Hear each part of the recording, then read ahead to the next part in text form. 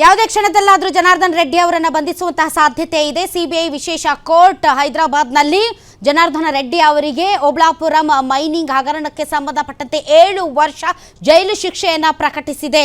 ಯಾವುದೇ ಕ್ಷಣದಲ್ಲಾದರೂ ಜನಾರ್ದನ ರೆಡ್ಡಿ ಅವರನ್ನು ಬಂಧಿಸುವಂತಹ ಸಾಧ್ಯತೆ ಇದೆ. ಒಟ್ಟಾರೆ ಜನಾರ್ದನ ರೆಡ್ಡಿ ಅವರ ಮುಂದೆ ಇರುವಂತಹ ಆಯ್ಕೆಗಳು ಏನು? ಅವರಿಗೆ ಶೀಘ್ರದಲ್ಲೇ ಜಾಮೀನು ಸಿಗುವಂತಹ ಸಾಧ್ಯತೆ ಇದೆಯಾ?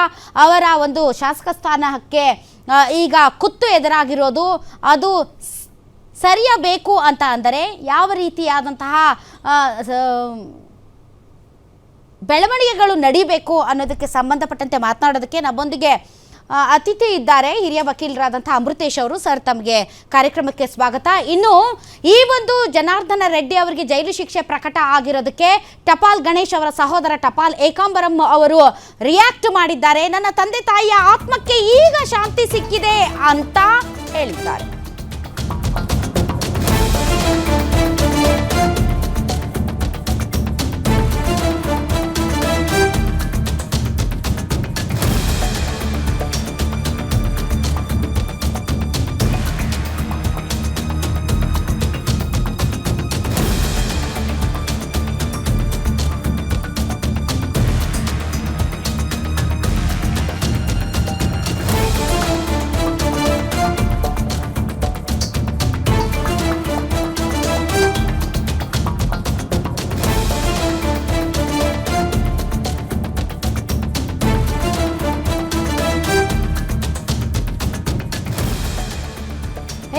ಓಬಳಾಪುರಂ ಮೈನಿಂಗ್ ಹಗರಣಕ್ಕೆ ಸಂಬಂಧಪಟ್ಟಂತೆ ಪ್ರಮುಖ ಸಾಕ್ಷಿಯಾಗಿರುವಂತಹ ಟಪಾಲ್ ಗಣೇಶ್ ಅವರ ಸಹೋದರ ಟಪಾಲ್ ಏಕಾಂಬರಂ ಅವರು ರಿಯಾಕ್ಟ್ ಮಾಡಿದ್ದಾರೆ. ಜನಾರ್ದನ ರೆಡ್ಡಿ ಅವರ ಶಿಕ್ಷೆಗೆ ಸಂಬಂಧಪಟ್ಟಂತೆ ಸುಮಾರು 15 ವರ್ಷಗಳಿಂದ ನಾವು ಹೋರಾಟವನ್ನು ನಡೆಸ್ತಾ ಇದ್ವಿ. ಈಗ ಈ ಶಿಕ್ಷೆ ಪ್ರಕಟವಾಗಿರೋದ್ರಿಂದ ನನ್ನ ತಂದೆ ತಾಯಿಯ ಆತ್ಮಕ್ಕೆ ಶಾಂತಿ ಸಿಕ್ಕಿದೆ ಅಂತ.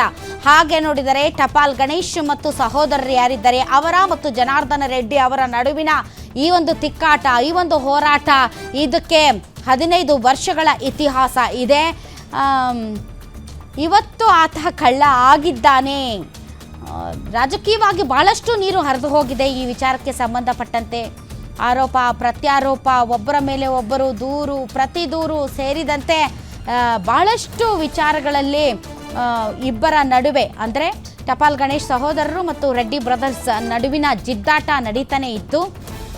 ಆದರೆ ಕಳ್ಳತನ ಮಾಡಿದಂಥ ಜನಾರ್ದನ ರೆಡ್ಡಿ ರಾಜನ್ ಥರ ಓಡಾಡ್ತಾ ಇದ್ದ. ಆದರೆ ಈಗ ಆತ ಕಳ್ಳ ಅಂತ ಪ್ರೂವ್ ಆಗಿದೆ ಅಂತ ಟಪಾಲ್ ಏಕಾಂಬರಂ ರಿಯಾಕ್ಟ್ ಮಾಡಿದ್ದಾರೆ.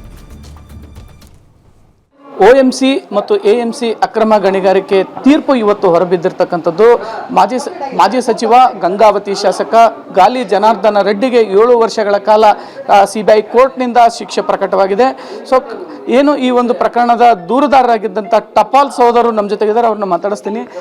ಸರ್, ಏನು ಈ ಒಂದು ಪ್ರಕರಣಕ್ಕೆ ಸಂಬಂಧಪಟ್ಟಂತೆ ದೂರುದಾರರಾಗಿ ತಾವು ಕಳೆದ 10-15 ವರ್ಷಗಳಿಂದ ಈ ಒಂದು ಹೋರಾಟ ಮಾಡ್ತಾ ಬಂದ್ರಿ. ನಿಮ್ಮ ಹೋರಾಟಕ್ಕೆ ಈಗ ನ್ಯಾಯ ಸಿಕ್ಕಿದೆ ಅಂತ ಅನಿಸ್ತಾ ಇದೆಯಾ? ನಮಸ್ಕಾರ. ತಮ್ಮ ಮಾಧ್ಯಮ ಮುಖಾಂತರ ನಮಗೆ ಎಲ್ಲ ತಿಳಿದು ಬಂದಿದೆ. ಮುಂಚಿತವಾಗಿ ಈ ಒಂದು ಹೋರಾಟ 2009ರಿಂದ ಈ illegal mining of OMC and group ಮೇಲೆ ನಾವು ಮಾಡಿರ್ತಕ್ಕಂಥ ಇದು CEC ಮುಂದೆ, CBI ಮುಂದೆ, ಲೋಕಾಯುಕ್ತ ಮುಂದೆ ಇವೆಲ್ಲವನ್ನು CBI ಕೋರ್ಟ್ ಇವತ್ತು ಎತ್ತಿಡಿದ್ದಕ್ಕೆ ಜಯ ಸಿಕ್ಕಿದೆ. 100ಕ್ಕೆ 100 ನಮಗೆ ಜಯ ಸಿಕ್ಕಿದೆ. ಇವರು ಒಂದು ಲೋಪದೋಷಗಳೇ ನಮ್ಗೆ ಅಸ್ತ್ರ. ಇವರು ಕೊಟ್ಟಂಥ ಲೋಪದೋಷಗಳಿಂದ ಕೊಟ್ಟಂಥ ಮೈನಿಂಗ್ ಲೀಸಸ್ OMCಗೆ ಅವೇ ನಮಗೆ ಅಸ್ತ್ರವಾಗಿದ್ವು. ಇವ್ರದ್ದೇನು ಎಷ್ಟೇ ದಬ್ಬಾಳಿಕೆ ದೌರ್ಜನ್ಯ ಮಾಡಿದರೂ ಕೂಡ ನಮ್ಮ ಮೇಲೆ ಅವು ಯಾವ ಅವ್ರಿಗೆ ಫಲಕಾರ ನೀಡಿಲ್ಲ. ಸೊ ಅವರ ಅಸ್ತ್ರಗಳೇ ಅವ್ರಿಗೆ ತಿರುಗುಬಾಣ ಆಗಿ ಅವು ಉಳ್ಳಾಗಿದ್ದಾವೆ ಅಷ್ಟೇ. ಸೊ ಏನು 2009ರಿಂದ ಇಲ್ಲಿವರೆಗೆ ತಾವೇನು ಹೋರಾಟ ಮಾಡಿದ್ರಿ. ಸೊ 7 ವರ್ಷಗಳ ಕಾಲ ಈಗ ಶಿಕ್ಷೆ ಪ್ರಕಟ ಆಗಿದೆ. ಈ ಶಿಕ್ಷೆ ಪ್ರಮಾಣ ಕಡಿಮೆ ಆಯಿತು ಅಂತ ಅನಿಸ್ತಾ ಇದೆಯಾ? ನನಗೆ ಅವ್ರದ್ದು ಶಿಕ್ಷೆ ಅನ್ನೋದು ನನಗೆ ಇಂಪಾರ್ಟೆಂಟ್ ಅಲ್ಲ, ಅವರ ದೋಷ ಅಲ್ಲ ಅನ್ನೋದು ಇಂಪಾರ್ಟೆಂಟ್ ಇತ್ತು. ಇವತ್ತು CBI ಕೋರ್ಟ್ ನ್ಯಾಯಾಲಯ ಅವ್ರಿಗೆ ದೋಷಿ ಅಂತ ಕೊಟ್ಟಿದ್ದಲ್ಲ, ನಮ್ಮ ಒಂದು ಹೋರಾಟಕ್ಕೆ ಜಯ ಸಿಕ್ಕಿದೆ. ತಮ್ಮ ಮಾಧ್ಯಮ ಮೂಲಕ ನಮಗೆ ನಮಸ್ಕಾರ ಹೇಳ್ತಾ ಇದ್ದೀನಿ ಎಲ್ಲರ ಪ್ರಜೆಗಳಿಗೆ. ಸೊ ಅದರ ಜೊತೆಗೆ ಏನು ಸುಂಕ್ಲಮ್ಮನ ದೇವಾಲಯವನ್ನು ರಾತ್ರೋರಾತ್ರಿಯಲ್ಲಿ ಕೆಡವಿದ್ರು. ಸುಂಕ್ಲಮ್ಮನ ಒಂದು ಶಾಪಕ್ಕೆ ಇವತ್ತು ಜನಾರ್ದನ್ ರೆಡ್ಡಿ ಗುರಿ ಆದ್ರು. ಪ್ರತಿಯೊಂದು ನೋಡಿ ನೀವು, ಅವ್ರದ್ದು ಕೇಸೇ ಮಂಗಳವಾರ ಆಗಿದೆ. ಈ ಮಂಗಳವಾರನೂ ತೀರ್ಪು ಬಂದಿದೆ. 6/9/2006 ಚೆಕ್ ಮಾಡ್ಕೊಳ್ಳಿ ಡೇಟ್. ಸೊ ಅಂದರೆ ಇದು ಸುಂಕ್ಲಮ್ಮನ ಶಾಪ ಅಂತೀರಿ? 100% ಅದ್ರಾಗ ಏನೂ ಇಲ್ಲ. ನಮಗೆ ಆ ದೇವಿನೇ ಕಾಪಾಡಿರೋದು, ಒಂದು ರೀತಿಯಲ್ಲಿ ಬ್ಲೆಸ್ಸಿಂಗ್ಸ್ ಇದೆ. ಅಲ್ಲಿ ಹೋದರೆ ಅದೇನೋ ನಮಗೆ ಅದು ಹುಮ್ಮಸ್ ಬಂದ್ಬಿಡುತ್ತೆ. ಪ್ರತಿಯೊಂದು ಇಂಚು ತಪ್ಪು ಮಾಡಿದ್ದೆವು ಇವ್ರದ್ದು ಎಲ್ಲ. ಸೊ 2009 ಬಳಿಕ ಏನು ಈ ಒಂದು ಪ್ರಕರಣದ ಬಳಿಕ ಏನೇನು ಘಟನೆಗಳಾದವು, ಆ ಸಂದರ್ಭದಲ್ಲಿ ತಮಗೂ ಕೂಡ ಸಾಕಷ್ಟು ಬೆದರಿಕೆ ಕರೆಗಳು ಬಂದವು, ತಮಗೂ ಕೂಡ ಕಟ್ಟೆ ಹಾಕುವಂಥ ಪ್ರಯತ್ನ ಆಯಿತು. ಸೊ ಎಷ್ಟು ನೋವನ್ನು ನೀವು ಅನುಭವಿಸಿದ್ರಿ? 2006ರಲ್ಲಿ ಒಂದು SC/ST ಫಾಲ್ಸ್ ಕೇಸ್ ಹಾಕ್ತಾರೆ. 2009ರಲ್ಲಿ ಒಂದು ಫಾರೆಸ್ಟ್ 8ರಲ್ಲಿ ಫಾರೆಸ್ಟ್ ಅಫೆನ್ಸ್ ಕೇಸ್ ಹಾಕ್ತಾರೆ.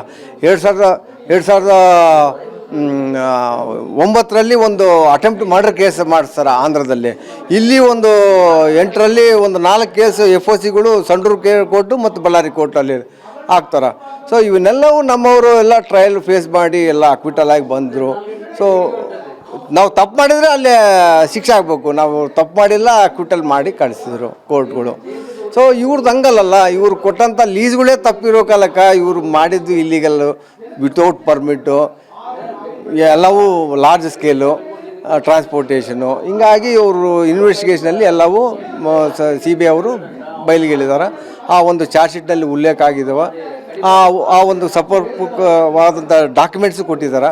ಸೊ ಹಂಗಾಗಿ ಕೋರ್ಟು ನ್ಯಾಯಾಲಯ ಎಲ್ಲ ಅದನ್ನು ನೋಡಿ ಕ್ಷುಣ್ಣವಾಗಿ ನೋಡಿ ಕ್ರಾಸ್ ಎಕ್ಸಾಮಿನಲ್ಲಾಗಲಿ ಮತ್ತು ಇವೆಲ್ಲವೂ ಡಿಪೋಸಿಷನ್ಸ್ ಎಲ್ಲ ನೋಡಿ ಮೇಲೆ ತೀರ್ಪು ಕೊಟ್ಟಿದ್ದಾರಲ್ಲ. ಸೊ ಅದರ ಜೊತೆಗೆ ಏನು ಅಂತಾರಾಜ್ಯ ಗಡಿ ವಿಚಾರಕ್ಕೆ ಸಂಬಂಧಪಟ್ಟಂತೆ ಟಪಾಲ್ ಸಹೋದರರು ಸಾಕಷ್ಟು ಹೋರಾಟ ಮಾಡಿದ್ರಿ, ಇನ್ನೂ ಕೂಡ ಹೋರಾಟ ಮಾಡ್ತೀರಾ? ಶಿಕ್ಷೆ ಪ್ರಕಟ ಆಗಿದೆ, ಆದರೂ ಕೂಡ ನೀವು ಮುಂದೆ ತಮ್ಮ ಹೋರಾಟವನ್ನು ಮುಂದುವರಿಸ್ತೀರಾ? ತಪ್ಪು ಮಾಡಿದರೆ ನಾವು ಮುಂದುವರಿಸ್ತೀವಿ, ಅದ್ರಾಗ ಏನಿಲ್ಲ. ಈಗ ಅಂತಾರಾಜ್ಯ ಗಡಿ ಅಂತ ಅನ್ನೋದು ಶಬ್ದ ಇದೆಯಲ್ಲ, ಎಲ್ಲಿದೆ ಅದು ಅಂತಾರಾಜ್ಯ ಗಡಿ? ನಿಮ್ಗೇನು ಗೊತ್ತಾ? ನೋ ಬಡಿ ಈಸ್ ಟೆಲಿಂಗ್ ಎಲ್ಲಿ ಇದೆ ಆಂಧ್ರ ಕರ್ನಾಟಕ ಗಡಿ ಅಂದರೆ ಎಲ್ಲಿ ಅಂದರೆ ಎಲ್ಲ ವಿಲೇಜ್ ಮ್ಯಾಪ್ನಲ್ಲಿ ಇರ್ತಾವ. ನಿನ್ನ ವಿಲೇಜು ನನ್ನ ವಿಲೇಜೇ ಆಂಧ್ರ ಕರ್ನಾಟಕ. ಅದನ್ನು ಬಿಟ್ಟು ರಾಜ್ಯ ಗಡಿ ಅನ್ನೋದನ್ನು ಟೋಪೋ ಶೀಟ್ನಲ್ಲಿ ಬಳಕೆ ಮಾಡ್ತಾರಲ್ಲ, ಅದು ತಪ್ಪು ಅಂತ ನಾನು ಹೇಳ್ತೀನಿ. ಅಂದರೆ ಅಧಿಕಾರಿಗಳಿಗೆ ಗಾಲಿ ಜನಾರ್ದನ್ ರೆಡ್ಡಿ ಅವರು ಅಧಿಕಾರಿಗಳಿಗೆ ಇದು ಮಾಡಿದ್ರು ಅಂತ ನೀವು ಹೇಳ್ತೀರಿ? ಅಂದರೆ ಅಧಿಕಾರಿಗಳು ತಪ್ಪು ದಾರಿಗೆ ಹೇಳ್ಕೊಂಡು ಹೋದ್ರು, ಇನ್ನಷ್ಟು ತಪ್ಪು ದಾರಿಗೆ ಹೇಳ್ಕೊಂಡು ಹೋದ್ರು. ತಪ್ಪು ಸಣ್ಣದಾಗಿತ್ತಲ್ಲ, ಅಲ್ಲೇ ಅದನ್ನು ಸೆಟ್ ಮಾಡಬೇಕಾಗಿತ್ತು. ತಪ್ಪನ್ನ ಇನ್ನೊಂದು 100 ತಪ್ಪು ಮಾಡೋಕ್ಕೆ ಶಿಶುಪಾಲ ವಧ ಹೆಂಗಾಯ್ತು ಹಂಗಾಯ್ತು. ಇದು ಒಂದು ತಪ್ಪಿಗೆ 100 ತಪ್ಪು ಮಾಡಿದ್ರಲ್ಲ. ಕೊಟ್ಟಿದ್ದು ಗ್ರ್ಯಾಂಟು ತಪ್ಪು, ಅದನ್ನು ಸಹಿಸ್ಕೊಂಡು ಮತ್ತೆ ಅದು ಬೌಂಡ್ರಿ ಚೇಂಜ್ ಮಾಡಿದ್ದು ಇನ್ನೊಂದು ದೊಡ್ಡ ತಪ್ಪು. ಅದಲ್ಲದೆ ಅಕ್ರಮವಾಗಿ ಪ್ರವೇಶ ಮಾಡೋದು ಇನ್ನೊಂದು ತಪ್ಪು. ಅದಲ್ಲದೆ ಇನ್ನೊಬ್ಬರು ತುಡುಗು ಕಳ್ತನ ಮಾಡ್ಕೊಂಡು ಹೋಗೋದು ಇನ್ನೊಂದು ತಪ್ಪು. ಅದು ಪರ್ಮಿಟ್ ಇಲ್ದಂಗೆ ಮಾಡೋದು ಇನ್ನೊಂದು ತಪ್ಪು. ಅದು ಅಂತಾರಾಜ್ಯವಾಗಿ ಇನ್ನೊಂದು ಮಾಡೋದು ಇನ್ನೊಂದು ತಪ್ಪು. ಅದನ್ನು ಎಕ್ಸ್ಪೋರ್ಟ್ ಮಾಡೋದು ವಿತೌಟ್ ಪರ್ಮಿಟ್ನಲ್ಲಿ ಮಾಡೋದು ಅದು ಇನ್ನೊಂದು ತಪ್ಪು. ಇಷ್ಟು ತಪ್ಪು ಮಾಡ್ಕೊಂಡ್ರೆ ಇವ್ರಿಗೆ ಶಿಕ್ಷೆ ಆಗ್ಲಾರ್ದಂಗೆ ಏನೋ ಇದು ಮಾಡ್ತಾರಾ? ಸೊ CM ಆಗಿರ್ತಕ್ಕಂಥ ಸಿದ್ದರಾಮಯ್ಯನವರು ಕೂಡ ಬೆಂಗಳೂರಿನಿಂದ ಬಳ್ಳಾರಿವರೆಗೂ ಪಾದಯಾತ್ರೆ ಮಾಡಿದ್ದಾರೆ ಅಕ್ರಮ ಮೈನಿಂಗ್ ವಿರುದ್ಧ. ಸಿದ್ದರಾಮಯ್ಯವರ ಹೋರಾಟಕ್ಕೆ ಇವತ್ತು ಬೆಲೆ ಸಿಕ್ತು ಅಂತೀರಾ?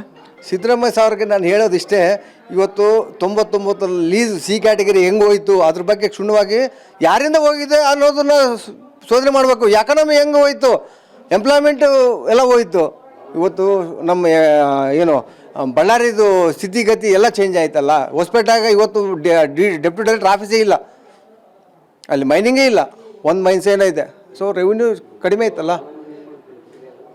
ನಿಮ್ಮ ನಿರ್ಧಾರಗಳಿಂದ ಇದಾಗಿರೋದು. 2009ರಲ್ಲಿ ಯಡಿಯೂರಪ್ಪ ಅವರು ನಿರ್ಧಾರ ತಗೊಂಡಿದ್ರೆ ಅಕ್ರಮದ ಬಗ್ಗೆ ಸರಿಯಾಗಿ ಇವತ್ತು ಈ ಪರಿಸ್ಥಿತಿ ಬರ್ತಿದ್ದಿಲ್ಲ.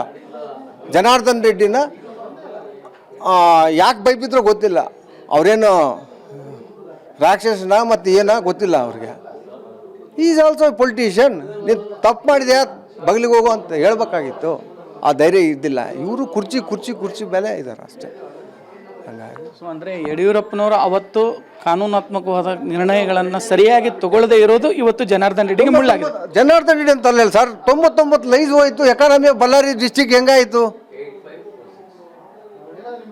ಅದನ್ನು ಸರಿಪಡಿಸೋಕೆ ಯಾಕೆ ಆಗ್ತಾ ಇಲ್ಲ? ಇವತ್ತು 30,000 ಕೋಟಿ KMRC ಫಂಡ್ ಇದೆ, ಉಪಯೋಗ ಮಾಡೋಕ್ಕಾಗ್ತಾ ಇಲ್ಲ.